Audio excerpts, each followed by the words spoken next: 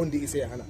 Ba zan manta ba jiya kamar yanzu yake sanar da ni cewa wallahi mutuwa zai masa addu'a, wallahi mutuwa zai. Na ce ba za ka mutu ba, to ni ba nake ba da rayuwa ba kuma nake kashewa ba, to ga abin da Allah yi.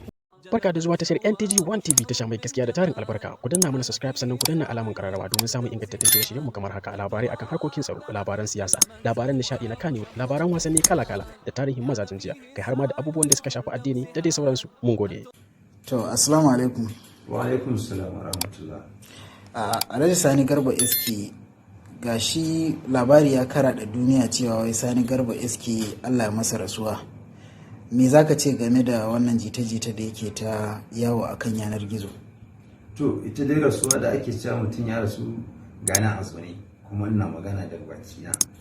Kuma ita mutuwa da mutum in ya jira kowa ma zai tafi. Innal mauta wahidatun wa sababu haka sai.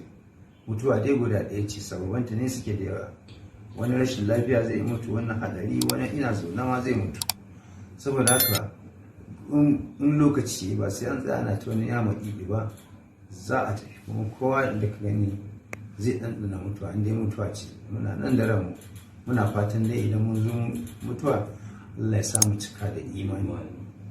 To, gashi kuma wasu daga cikin waɗanda suke wannan masana'antar da kake gudanar da harkokinka suna ƙorafin cewa wai Sani Garba SK yana ƙorafin cewa 'yan masana'antarsa ba su taimake shi ba. Shin ya abin yake?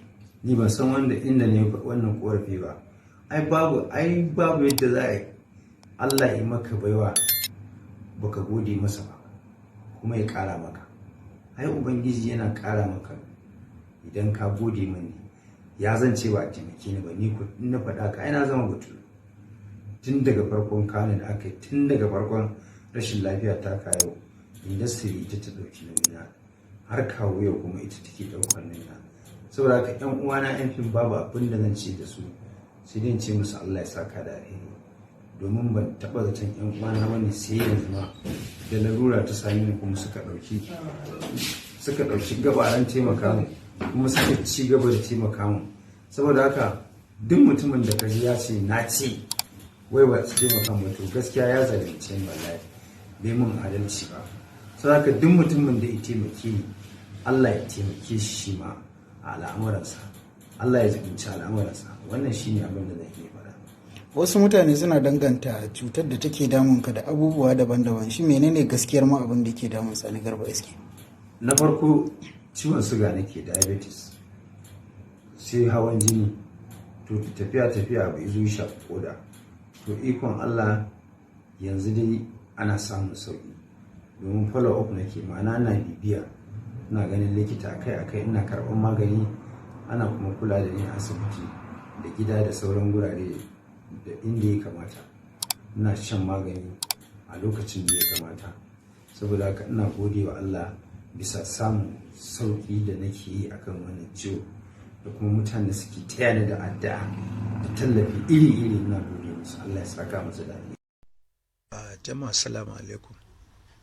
Ina kira ga masoya manzon Allah sallallahu alaihi wasallama da su duba irin larurar da nake ciki su taimaka mu. Na san dai a baya an taimake ni kuma Allah ya saka da alheri. Sau haka ina buƙatar taimako har ila yau. Saboda haka Allah Ubangiji yi mana jagora. Allah ka taimaki wanda ya taimaki wani. Allah ya saka da alheri. Na gode. Ni ne naku Sani Garba SK, shahararren dan wasan kwaikwayo na Kannywood da ke jihar Kano. Assalamu alaikum. Alaikum jama'a, kamar da yadda aka sani dai taimako ana ta yi kuma mun gode wa Allah. Saboda haka har yanzu dai muna buƙatar taimako wanda Allah ya horewa. Akawun namba da za a tura kuɗin nan in an samu shine 009811811 Sterling Bank, 009811811 Sterling Bank. Garba Sani.